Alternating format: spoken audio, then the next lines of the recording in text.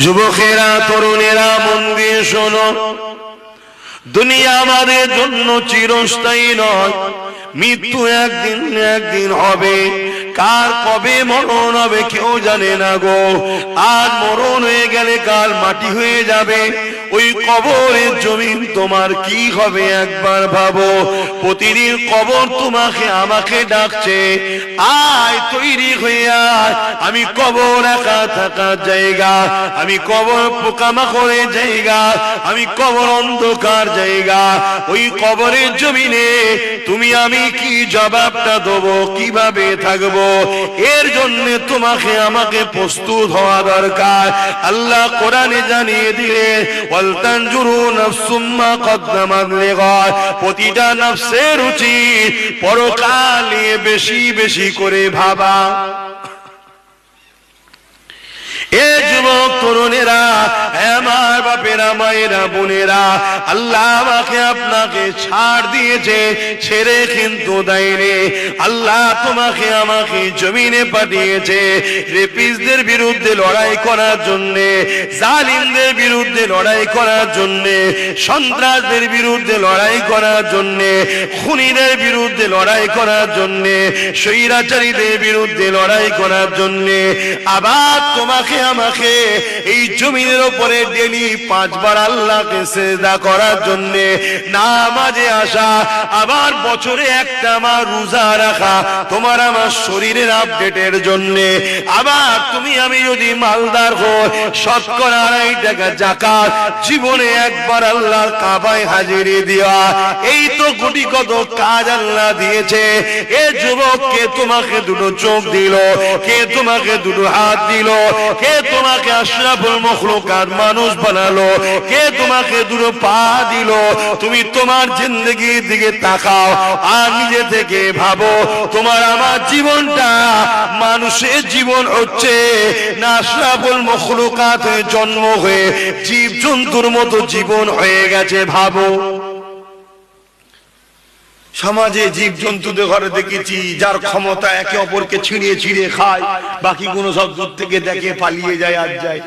এরম জীবন হয়ে যায় না তোমাদের? বলো, জীব জন্তুরা খাচ্ছে দাচ্ছে ঘুমোচ্ছে, যেখানে খাচ্ছে সেখানে ঘুমোচ্ছে, তাদের ইজ্জত সম্মানের কোনো ব্যাপার নেই। এর কাছে যাই লাঠি খায়, ওর কাছে যাই লাঠি খায়। আমরাও লাঠি খাচ্ছি, এখানে লাঠি ওখানে লাঠি। এই হচ্ছে না, হয়নি? একটু ভাবো, ভয় করো আল্লাহকে। কিয়ামতটা বড় কঠিন হবে যুবক। কিয়ামতের দিনে আল্লাহ তোমাকে আমাকে উঠাবে সবাইকে।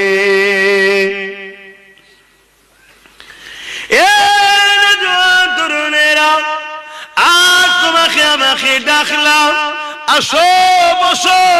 অনেকে শুনলো, অনেকে শুনলে না, কিন্তু কিয়ামতের দিনে কারো কিছু করা থাকবে না। ওই দিনেতে কোনো ছায়া থাকবে না, আরশে আজিমের ছায়া ছাড়া। ওই দিনেতে তোমাকে আমাকে সবাইকে উঠানো হবে। তামাম মখলুকাতকে আল্লাহ পাক ওই দিন উঠাবে। মাথা রাখবে, দেখতে লেখা দুপুরে আল্লাহ পাক সূর্যকে নামিয়ে দেবে, সূর্যের 12 গুণ তাপ আল্লাহ বাড়িয়ে দেবে।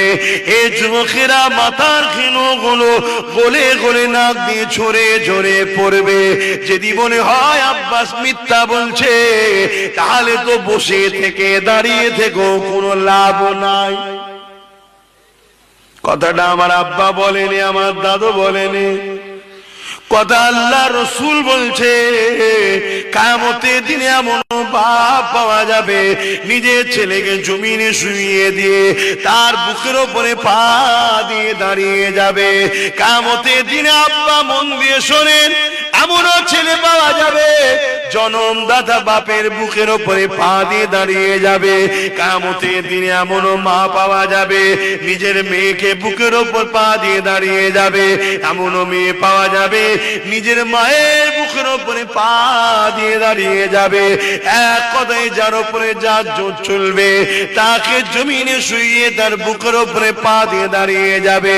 এই কথা শুনে সাহাবা হুজুররা বলতে লাগলে, ইয়া রাসূলুল্লাহ, হাবিবাল্লাহ, এই রকমটা কেন হবে?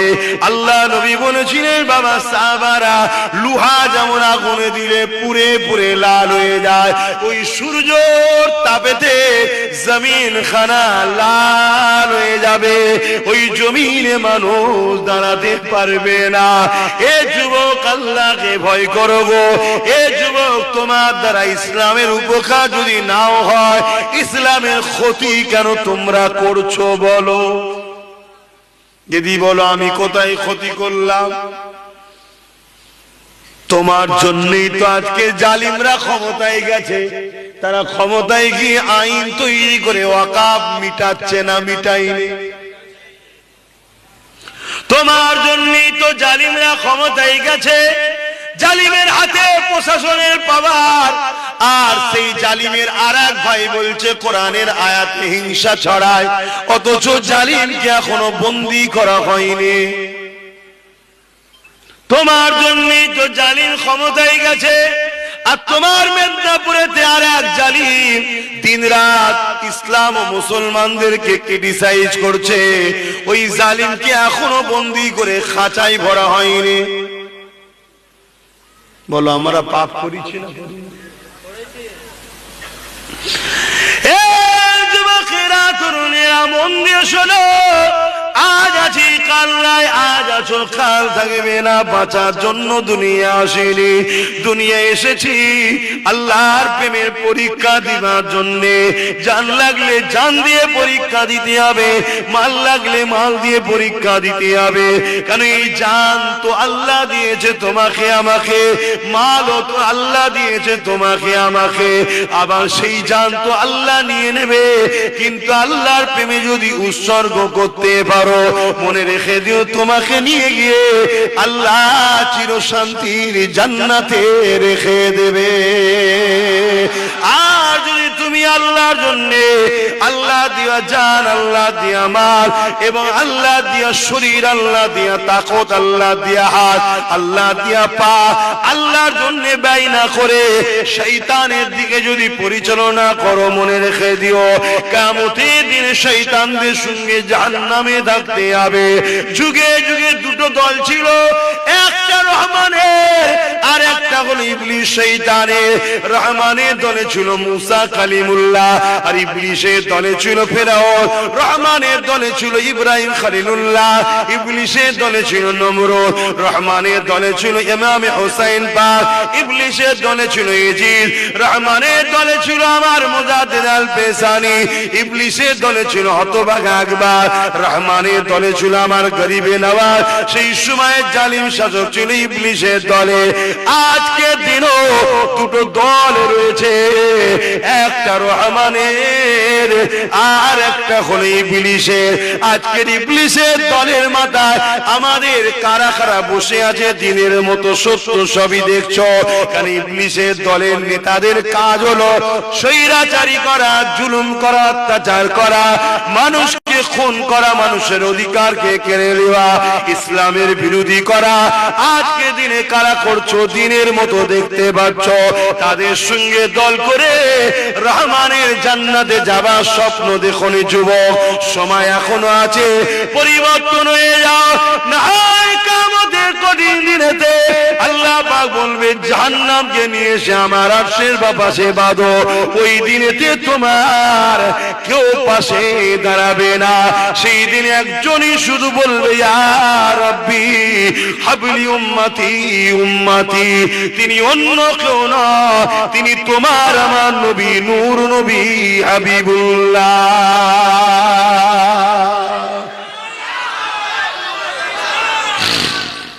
সেই নবীর জন্য কি করলাম?